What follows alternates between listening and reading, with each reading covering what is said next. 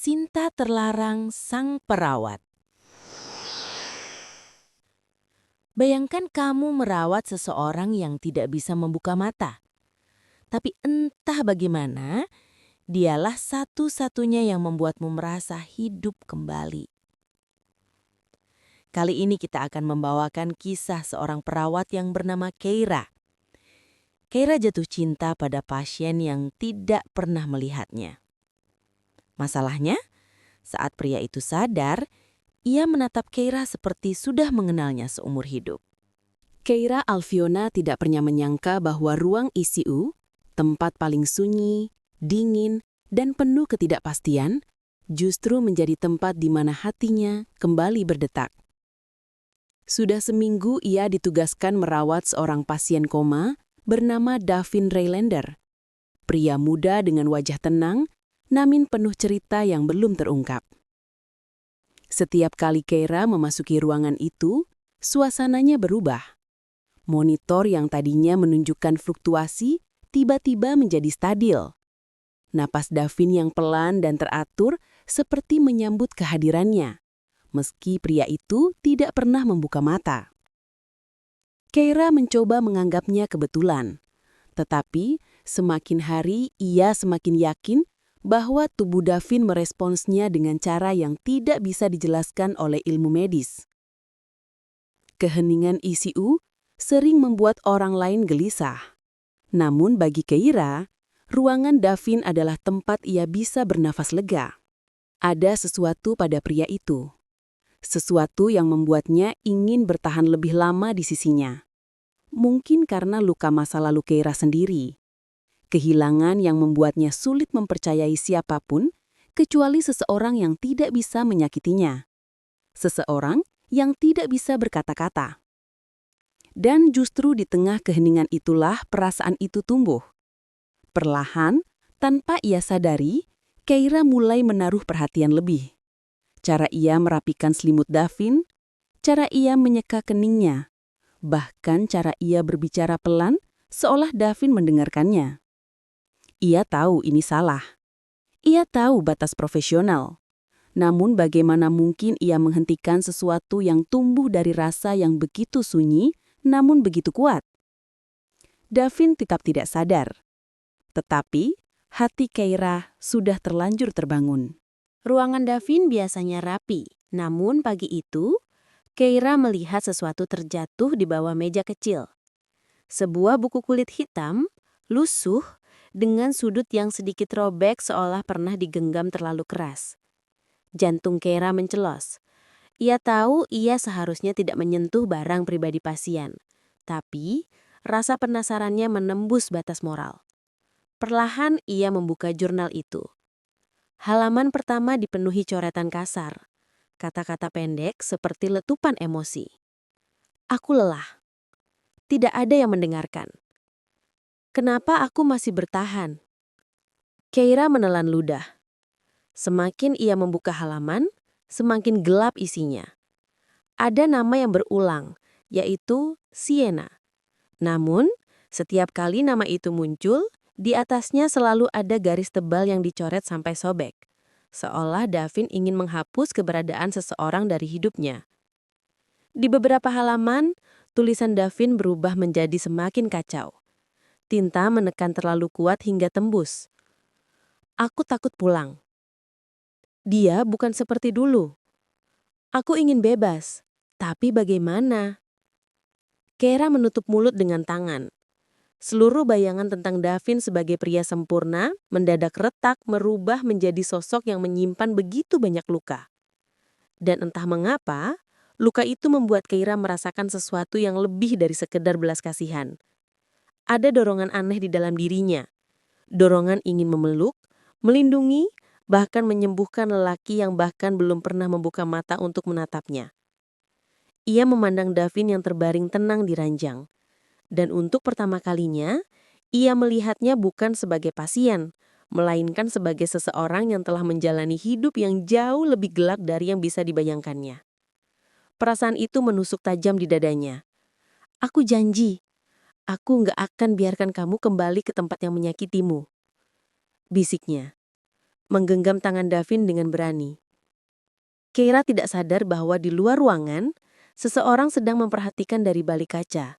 Seseorang yang mengenal Davin jauh lebih lama darinya.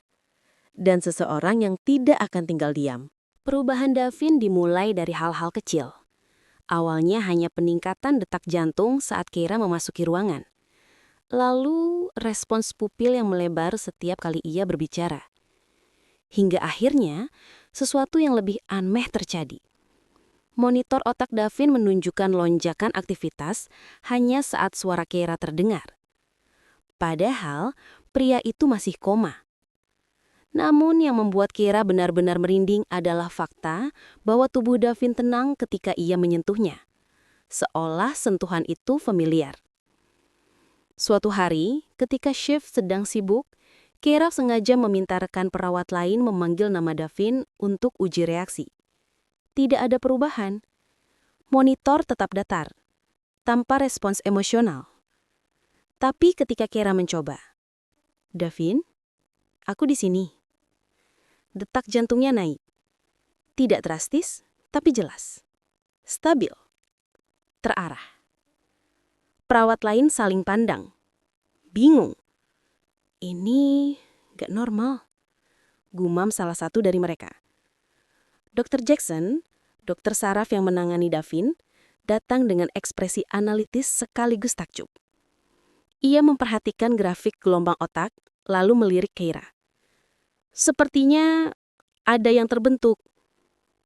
"Terbentuk bagaimana, Dok?" tanya Keira.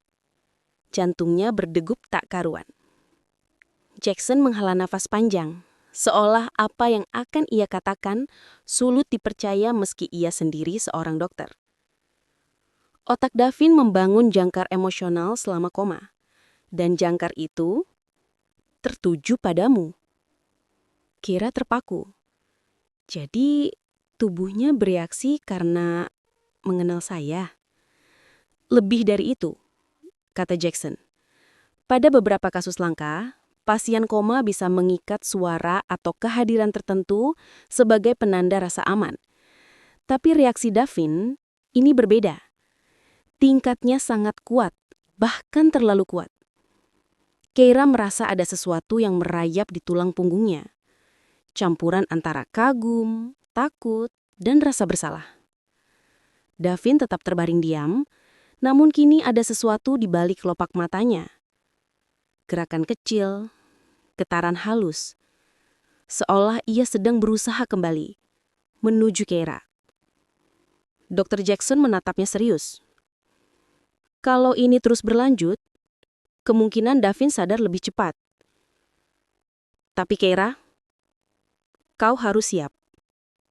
Siap untuk apa? Jackson menatapnya dalam-dalam. Untuk kemungkinan bahwa saat dia bangun, dia akan mencari hanya satu orang. Keira. Pagi itu, ICU dipenuhi cahaya lembut matahari yang menembus tirai putih. Keira datang lebih awal, seperti biasa. Entah sebagai perawat atau seseorang yang diam-diam menanti keajaiban. Namun hari itu, ada sesuatu yang berbeda. Udara terasa lebih berat, seperti sedang menahan napas. Saat Keira mendekati ranjang Davin, ia melihat kelopak mata pria itu bergerak. Pertama pelan, lalu semakin jelas. "Dokter!" seru seorang perawat lain berlari memanggil Dr. Jackson. Namun sebelum siapapun sempat menyentuhnya, mata Davin terbuka. Keira membeku. Dunia seolah berhenti bersuara. Tatapan itu, mata coklat dalam yang kosong selama berminggu-minggu, kini menatap langsung ke arah Keira. Bukan sekadar melihat, mengenal. Seolah ia telah menunggu wajah itu muncul di dunia nyata. Keira. Suara itu serak, pecah, namun pasti. Keira hampir tidak bisa bernapas. Tubuhnya membeku, bukan karena takut pada Davin, tetapi pada apa arti panggilan itu. "Davin, pelan-pelan. Jangan bicara dulu," ucapnya dengan suara bergetar. Namun Davin justru mengangkat tangan lemah, memaksakan gerakan kecil ke arah Keira. Seakan memastikan bahwa perempuan di hadapannya bukan ilusi. "Akhirnya, aku menemukanmu," bisiknya. Kalimat itu menghantam Keira lebih keras daripada teriakan apapun. Ia melangkah mundur. Jantungnya kacau. Ini salah. Ini keterikatan emosional dari koma. Ini bukan kenyataan. Namun tatapan Davin yang terpaut erat padanya terasa sangat nyata. Terlalu nyata. Dr. Jackson masuk berterburu-buru, namun Davin tidak memalingkan wajah. Bahkan ketika dokter memeriksa respon motoriknya, pupil Davin tetap terkunci pada Keira. Seolah dunianya hanya berputar pada satu orang itu. "Ini lebih kuat dari yang saya duga," gumam Jackson, hampir tidak percaya. Keira menelan ludah, mencoba menenangkan diri. Ia melangkah lebih dekat untuk prosedur medis. Namun begitu tangannya menyentuh lengan Davin, bahkan hanya sedikit. Detak jantungnya naik. Napasnya stabil. Bahunya merelaksasi. Tubuhnya seolah mengenali Keira lebih cepat daripada pikirannya sendiri. "Kau yang menjagaku selama ini," ujar Davin pelan. Keira menunduk, menyembunyikan getaran emosinya. "Iya, tapi Davin, kau tidak boleh salah paham. Kau masih dalam masa pemulihan. Dan..." "Tidak." Suara Davin terdengar mantak, meski lemah. "Aku ingat suaramu, kehadiranmu. Kau yang membuatku ingin kembali." Keira terpaku. Ini bukan sekadar reaksi neurologis. Ini keterikatan. Kuat, tidak sehat, dan berbahaya untuk keduanya. Karena Keira tahu satu hal yang Davin tidak tahu. Ia tidak berhak menjadi tempat pulang lelaki ini. Terutama ketika ada seseorang lain di luar sana yang menunggu Davin bangun. Seseorang yang akan mengubah semuanya saat ia kembali. Keira baru saja selesai mengganti infus Davin ketika suara langkah Hills terdengar memasuki ICU. Bukan langkah gugup keluarga pasien. Ini langkah seseorang yang terbiasa masuk ruangan dengan penuh otoritas. Keira menoleh dan melihatnya. Seorang wanita berdiri di ambang pintu. Cantik dengan cara yang mahal. Rambut slick hitam, blazer putih, parfum mewah yang menyebar halus. Tatapannya tajam seperti kaca bening yang dingin. Celine Arcelia, istri Davin. Suasana ruangan langsung berubah, seolah suhu turun beberapa derajat. "Davin," suara Celine lembut, namun tidak hangat. Ada formalitas yang bahkan seorang perawat pun bisa rasakan. Keira melihat Davin menegang. Itu bukan reaksi fisik akibat cedera. Itu respons emosional. Wajahnya yang tadi tenang saat menatap Keira kini berubah kaku. "Celine?" jawab Davin, suaranya lemah namun jelas, tanpa sedikit pun kehangatan. Celine melangkah lebih dekat, menatap suaminya seperti menilai kerusakan pada barang berharga. "Kau akhirnya bangun?" Tidak ada pelukan, tidak ada air mata, tidak ada kebahagiaan seorang istri yang baru mendapatkan kembali suaminya dari kematian. Hanya kalimat datar dan senyum tipis yang tidak menyentuh mata. Saat Celine duduk di sisi Davin, pandangannya sekilas melirik ke Keira. Tajam, menilai, dan tidak ramah. Dan di saat itulah, seolah tanpa dapat dikendalikan, Davin mencari Keira dengan tatapannya. Mencari, membutuhkan. Celine melihat itu. Dalam satu detik, ia mengerti. Mata seorang istri tidak pernah salah. "Perawat, Keira ya?" Celine berkata pelan, namun nada suaranya mengandung racun halus. "Kau tampaknya sangat dekat dengan suamiku." Keira menegakkan bahu, profesional, namun dadanya mengencang. "Saya hanya melakukan tugas saya, Bu, merawat pasien." Celine tersenyum, senyum tipis datar seperti memotong ruang dengan dingin. "Ya, tapi sepertinya suami saya terlalu nyaman." Davin ingin berkata sesuatu tetapi tubuhnya terlalu lemah untuk menahan tensi antara dua perempuan itu. Keira menelan ludah, berusaha tetap tenang. Namun sorot mata Selene mengatakan segalanya. Ia bukan sekedar tidak suka, ia merasa terancam. Dan perempuan seperti Selene tidak akan diam jika merasa ada yang mencoba mengambil sesuatu darinya. Terutama suaminya. Atau lebih tepatnya, statusnya. Sementara itu, Keira sadar satu hal yang membuatnya semakin takut. Davin tampak jauh lebih tidak nyaman berada di dekat istrinya daripada berada di dekat dirinya. Dan itu, dalam dunia manapun, adalah awal dari kekacauan besar. Sejak Selene muncul, atmosfer ICU berubah. Perawat lain berbisik-bisik, dokter menjadi lebih berhati-hati, dan Keira, ia merasa ada mata tak terlihat yang terus mengawasinya. Namun perhatian Selene hanyalah permukaan dari kekacauan yang lebih besar. Suatu sore, ketika Davin tertidur, Keira membantu memindahkan barang-barang yang sebelumnya disimpan selama masa koma. Di kotak itu, ia menemukan dokumen-dokumen hukum, surat konsultasi pengacara, draft perceraian, dan rekam percakapan pasangan yang retak. Keira tercekak. Jadi, sebelum kecelakaan itu, Davin dan Selene hampir berpisah. Suara langkah mendekat membuatnya buru-buru merapikan dokumen, namun sesuatu terjatuh dari dalam kotak. Sekeping foto. Foto Davin bersama seorang wanita yang bukan Selene. Wajah wanita itu lembut, senyumnya manis, matanya penuh kedekatan dengan Davin, bukan kedekatan profesional atau sekedar teman. Keira memandangi tulisan di balik foto dengan jemari bergetar. Aku akan selalu bersamamu. D. Dari Luna. Nama itu, Keira pernah membacanya. Di jurnal Davin. Berkali-kali. Selalu dicoret, selalu ditulis dengan tekanan tinta penuh rasa takut. Dan di beberapa halaman, ada tulisan lain. Dia gila. Dia terus mencariku. Aku harus pergi sebelum Luna menemukanku. Keira menutup foto itu dengan cepat, napasnya memburu. Ini jauh lebih rumit dari yang ia bayangkan. Selene yang dingin bukan satu-satunya masalah. Pernikahan mereka yang retak hanya puncak gunung es. Keira menatap Davin yang tidur dengan damai di ranjang, tak menyadari badai masa lalu menunggu di luar pintu. Perasaan di hati Keira mulai bergeser. Ia menyukai Davin. Ia merawatnya. Ia merasa terhubung. Tapi fakta-fakta ini, surat perceraian, istri yang tidak bahagia, wanita lain yang misterius dan obsesif. Jurnal penuh ketakutan.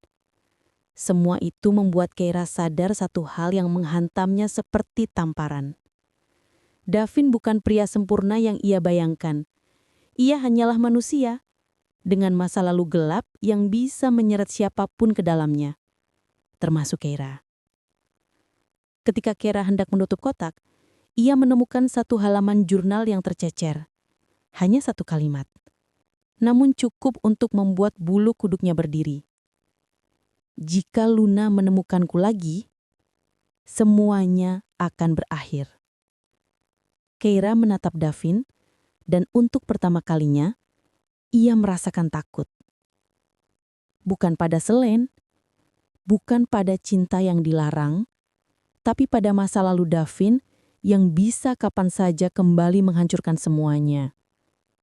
Termasuk Keira. Sejak Davin sadar, semua orang melihat perubahan mencolok.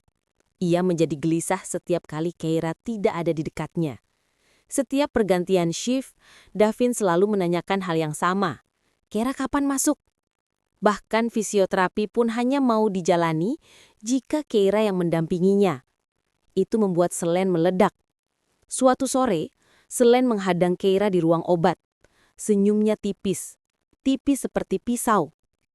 Davin menolak pulang, katanya tanpa basa-basi. Dan menurutnya, dia belum siap karena kamu tidak memberi izin. Keira tertegun. Apa? Saya tidak. Sudahlah. Selene mendekat, parfum mahalnya menusuk. Aku tahu tipe perempuan sepertimu. Manis di depan, pura-pura peduli, tapi sebenarnya ingin membuat suamiku memilihmu. Itu fitnah. Tapi entah kenapa Keira tidak bisa membela diri. Karena jauh di dalam, ia tahu ada sebagian kecil dari dirinya yang ingin Davin memilihnya. Saat Selene pergi, Davin tiba-tiba muncul dari balik tirai. Wajahnya penuh kecemasan. Bukan kepada istrinya, tapi kepada Keira. "Kau baik-baik saja? Apa dia menyakitimu?" Tanyanya dengan nada yang terlalu intens untuk seseorang yang baru saja bangun dari koma. Keira menelan ludah. "Davin, kamu seharusnya di tempat tidur. Aku butuh lihat kamu." Kalimat itu terlalu cepat, terlalu impulsif. Ia meraih tangan Keira erat, hampir seperti genggaman orang tenggelam yang menemukan pelampung. "Aku merasa hilang kalau kamu gak ada. Tolong, jangan pergi lagi." Keira menarik tangannya perlahan. Panik melihat tatapan Davin yang begitu gelap dan begitu bersandar padanya. "Davin, kamu tidak boleh begini. Ini tidak sehat." Davin menggeleng cepat seperti anak kecil yang takut kehilangan mainan satu-satunya. "Kamu satu-satunya yang membuat aku tenang. Kalau bukan kamu, aku nggak tahu apa yang akan terjadi dengan diriku." Keira merasakan kulitnya merinding. Hubungan mereka telah bergeser. Davin tidak hanya merasa aman dengannya, ia bergantung padanya. Terlalu dalam, terlalu cepat. Dan di balik tatapan Davin yang lembut itu, Keira mulai melihat sesuatu yang lebih gelap. Kegelisahan, ketakutan, dan obsesi. Perasaan hangat yang dulu menenangkan Keira, kini berubah menjadi tali yang menjerat. Ia mulai bertanya pada dirinya sendiri, bukan apakah ia mencintai Davin, tapi apakah Davin yang ia cintai adalah Davin yang sebenarnya? Atau Davin yang rusak, yang menjadikannya pusat dunia karena ia tidak memiliki siapapun lagi? Di luar ruangan, Selene menatap mereka dari balik kaca ICU dengan ekspresi dingin. Ia tahu ada sesuatu yang salah, dan ia tidak akan tinggal diam. Konflik baru saja dimulai. Malam itu, ruang dokter sudah sepi ketika Keira menerima sebuah flash disk tanpa nama. Hanya secarik kertas kecil. "Lihat ini. Jangan percaya apapun yang mereka katakan." Tangan Keira bergetar saat ia memasukkan flash disk ke komputer ruang administrasi. Layar menampilkan rekaman CCTV jalan tol, gelap dan berdebu, namun cukup jelas untuk menangkap detik-detik kecelakaan Davin. Awalnya terlihat biasa. Mobil Davin melaju stabil. Tapi beberapa detik kemudian, Keira menahan napas. Ada mobil kedua di belakang Davin. Bukan mengikuti, mengejar. Jaraknya terlalu dekat. Gerakannya terlalu agresif. Mobil itu beberapa kali mencoba menyalip, lalu menghalangi arah Davin seolah memaksa berhenti. "Ini bukan kecelakaan," bisik Keira. Lalu, rekaman bergeser. Mobil Davin tampak membelok tajam, seolah Davin bukan menghindari, tapi mencari sesuatu. Bukannya mengerem, ia justru menambah kecepatan. Dan pada detik terakhir sebelum tabrakan, Keira melihat sesuatu yang membuat darahnya berhenti mengalir. Davin menoleh ke kaca spion, wajahnya panik, tetapi bukan hanya karena mobil pengejar itu. Ada mobil ketiga di kejauhan, yang seakan sedang melarikan diri dari Davin. "Apa yang sebenarnya kau lakukan, Davin?" Keira memundurkan rekaman mengulang frame demi frame. Setelah diperbesar, ia melihat plat nomor mobil pengejar berawalan huruf yang sama dengan kendaraan milik keluarga Selene. Namun, itu bukan bukti tunggal. Karena sudut kamera lain, yang lebih jauh, memperlihatkan Davin mengebut ke arah mobil ketiga seolah mencoba menghentikan seseorang. Dikejar dan mengejar dalam waktu yang sama. Kenyataan itu membingungkan, menakutkan, dan berbahaya. Pintu ruang dokter tiba-tiba terbuka. Keira buru-buru menutup layar, jantung melompat. Perawat jaga masuk. "Ada yang cari kamu, Kay?" Keira menegang. "Siapa?" Perawat itu mengerutkan kening. "Nggak tahu, wanita, rambut pendek, pakai masker. Tapi dia bilang, hati-hati, kami tidak suka orang yang mengusik masa lalu Davin." Keira merasa seluruh tubuhnya membeku. Ada yang mengawasinya. Ada yang tahu ia melihat rekaman itu. Dan ketika ia kembali ke komputer, rekaman yang tadi diputar sudah hilang. Flash disknya kosong, seolah tidak pernah berisi apa-apa. Hanya satu hal yang tersisa di layar hitam. Berhenti mencari. Sebelum seseorang membuatmu berhenti. Keira menggenggam sisi meja, napasnya pendek. Kebenaran kecelakaan itu jauh lebih kelam daripada yang ia duga. Selene mungkin terlibat, tapi Davin mungkin menyembunyikan sesuatu yang lebih besar, lebih berbahaya, bahkan dari dirinya sendiri. Dan Keira baru saja membuka pintu ke dalam labirin kebohongan itu. Selene meminta bertemu diam-diam, tanpa blazer mahal atau riasan sempurna. Hanya sweater hitam dan wajah yang tampak lebih lelah dari siapapun yang pernah Keira lihat. Wanita itu duduk tanpa basa-basi. Tatapannya menusuk seperti ingin memastikan Keira tidak berbohong, bahkan lewat helaan napas. "Aku tidak datang untuk berkelahi," kata Selene lirih. "Aku datang untuk memperingatkanmu." Keira menahan diri. Tentang apa? Selene mengeluarkan ponsel. Dari folder tersembunyi, ia membuka foto-foto yang membuat Keira langsung merinding. Laki-laki dalam gambar itu adalah Davin, tersenyum, merangkul seorang wanita muda yang tampak ragu. Wanita itu adalah Luna. Di beberapa foto, Luna terlihat menjauh, tapi Davin mendekat, terlalu dekat. Davin menyukainya, bisik Keira. Selene tertawa pendek, getir. Suka? Keira? Dia terobsesi. Dia membuat Luna merasa dibutuhkan, dirindukan, dilindungi. Sampai dia tidak bisa pergi meski takut. Keira menelan ludah. Itu tidak terdengar seperti Davin yang aku kenal. Karena Davin yang kamu kenal adalah Davin dalam koma, yang menjadikanmu jangkar emosional. Dia pernah melakukan ini sebelumnya, mengikat orang dengan luka mereka sendiri, membuat mereka percaya bahwa hanya dia yang bisa memahami. Kata-kata itu mengentam Keira lebih keras daripada yang ia sangka. Selain melanjutkan, suaranya bergetar meski ia mencoba tegar. Luna mencoba kabur malam itu, dan Davin mengejarnya. Kecelakaan itu terjadi karena dia tidak mau kehilangan seseorang lagi yang sudah ia buat bergantung padanya. Keira memicing. Tapi, rekaman itu menunjukkan ada mobil yang mengejar Davin juga. "Aku tahu," jawab Selene sambil menatap lurus. "Keluargaku mengirim orang untuk menarik Davin pulang. Kami tahu dia tidak stabil waktu itu. Tapi mobil itu bukan untuk menyakiti, hanya menghentikan." Hening menelungkupi mereka. Semua potongan mulai membentuk gambaran yang tidak ingin Keira lihat. "Davin akan tampak lembut sampai dia takut kehilanganmu," ujar Selene. "Lalu dia akan menjadi seseorang yang tidak kamu kenal. Seseorang yang membuatmu percaya kamu istimewa, padahal sebenarnya kamu hanya korban berikutnya." Keira merasakan sesuatu di dadanya retak.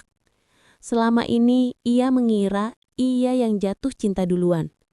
Ia mengira koneksi itu murni. Ia mengira dirinya penyembuh. Tapi Selene, dengan suara terlalu jujur untuk disebut fitnah, berkata pelan, "Yang kamu rasakan bukan cinta sehat, Keira. Itu trauma bond." Keira memejamkan mata. Tiba-tiba, semua momen hangat terasa seperti jebakan yang disamarkan. Semua tatapan Davin setelah bangun koma terasa salah. Semua dorongan untuk melindungi Davin kini terasa seperti dorongan untuk melindungi luka dirinya sendiri. Ketika ia membuka mata, Selene menatapnya dengan sesuatu yang tidak Keira duga. Bukan kebencian, melainkan belas kasihan. "Apakah kamu masih yakin Davin adalah orang yang harus kamu selamatkan? Atau justru orang yang harus kamu jauhi?" Untuk pertama kalinya sejak Davin membuka mata, Keira tidak punya jawaban. Davin berdiri di ambang pintu ruang perawatan. Wajahnya dipenuhi sesuatu yang dulu Keira tafsirkan sebagai sayang, tapi kini ia lihat sebagai kecemasan yang tak sehat. Tangannya sedikit bergetar ketika ia meraih tangan Keira. Ayo pergi dari sini, bisik Davin. Kita mulai hidup baru. Kamu tidak perlu berada di rumah sakit ini lagi. Tidak perlu dekat siapapun lagi. Cukup aku. Kata-kata itu yang dulu mungkin membuat Keira merasa dihargai, kini terdengar seperti dinding yang akan menutup rapat di sekelilingnya. Keira mundur selangkah. Davin, ini bukan cinta. Davin mengerutkan dahi. Suaranya meninggi. Tahu satu-satunya yang membuatku hidup kembali. Kenapa kau mencoba pergi sekarang? Kau punya aku, Keira. Dan justru kalimat itu yang mematahkan semuanya. Keira melihatnya dengan mata yang akhirnya melihat kebenaran.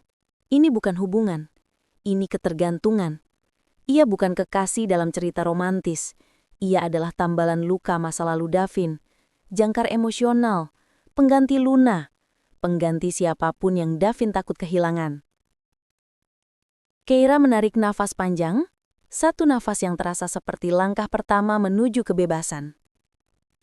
Aku tidak dimiliki siapapun. Jawabnya pelan, tapi tegas. Dan kau harus belajar hidup tanpa menjadikan seseorang fondasi emosionalmu. Davin beregang. Keira, jangan tinggalkan aku. Ada getaran di suaranya. Ada ketakutan. Ada obsesi. Dan Keira tahu, jika ia tinggal, ia akan terperangkap selamanya. Ia menunduk sebentar, bukan karena kalah, tetapi sebagai perpisahan yang ia pilih. Aku harap kau bisa sembuh, tapi aku tidak akan menjadi alasanmu untuk tetap rusak. Lalu ia pergi, keluar dari ruangan itu, keluar dari rumah sakit itu, keluar dari lingkaran obsesi yang hampir menelannya. Hari pertama tanpa Davin terasa sepi. Namun bukan sunyi yang menakutkan. Ini sunyi yang membebaskan. Untuk pertama kalinya setelah sekian lama, Keira memilih seseorang yang tak pernah ia pilih sebelumnya. Dirinya sendiri. Ia meninggalkan pekerjaan, kota itu, dan semua bayang-bayang masa lalu yang membuatnya hampir melupakan siapa dirinya sebenarnya. Tidak untuk melupakan, tapi untuk memulai kembali. Dan kali ini, ia melangkah bukan sebagai pelarian, tetapi sebagai penyintas. Cinta bukan tentang siapa yang paling membutuhkan, tetapi siapa yang membuat kita menjadi versi terbaik diri kita. Jika sebuah hubungan membuatmu kehilangan dirimu, itu bukan cinta, itu jerat. Dan melepaskan diri bukan bentuk pengkhianatan, itu bentuk keberanian.